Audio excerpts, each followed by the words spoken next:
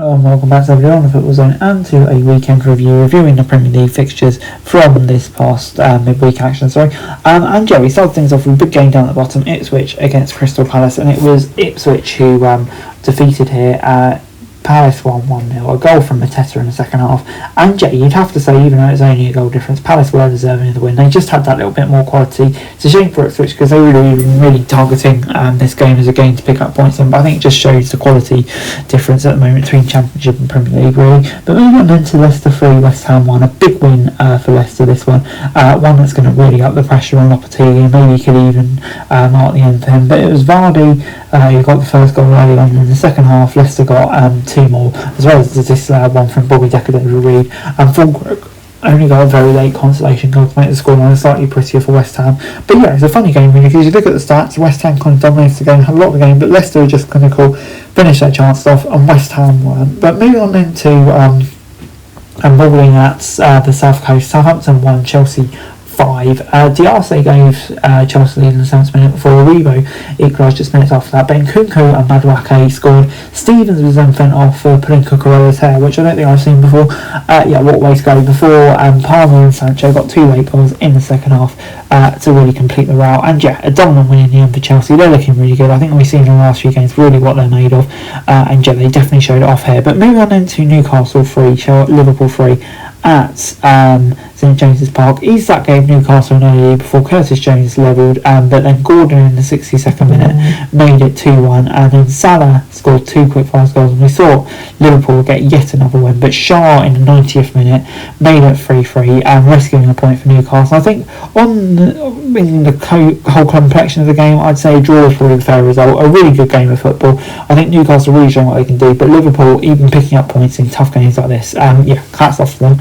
Man City, I think, got back on track in this one, defeating Nottingham Forest 3-0. Goals from Silva and De Bruyne in the first half, and then Doku in the second, making it a comfortable game for Manchester City. And yeah, really it could have been more. 6 big chances, I think, across the game. I can't really remember many for Forest, maybe one or something.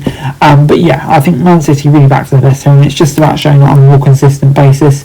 Can you write them out the title hunt? Maybe you can, maybe you can't. But I'd say right Man City off your power if they can get back on track.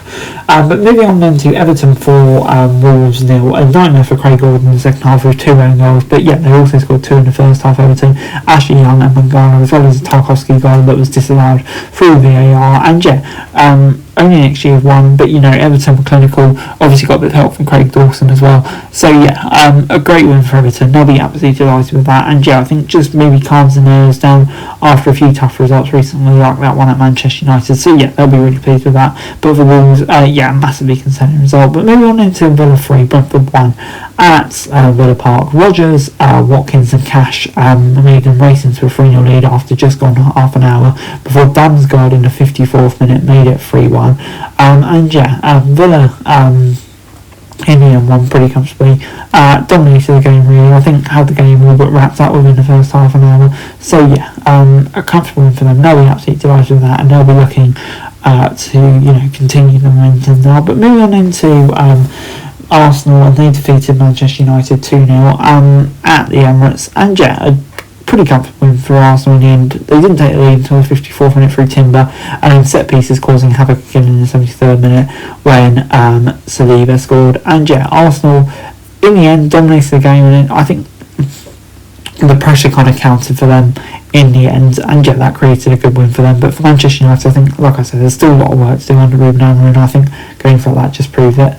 Moving on into Fulham, he secured a 3-1 home win against Brighton. Iwobi in the 4th minute gave them the lead before Baleba in the 56th minute made it 1 apiece, and an own goal from O'Reilly and Iwobi, 2 late goals for Fulham, sealing the 3-1 win. I think Brighton will feel a bit hard done by. They did create some chances in this game, but just didn't really take them off.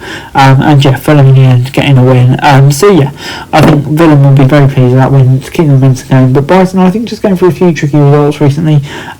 Just kind of need to get that consistency back, which they had more so towards the start of the year. But moving on into another defeat for Tottenham at Bournemouth 1, Tottenham 0 at the Vitality, and it was Hudson in the 17th minute, who gave Bournemouth the lead. And yeah, in all honesty, this could have been more. Tottenham, I think their suicidal defensive structure and kind of biting them in the bum again here, really.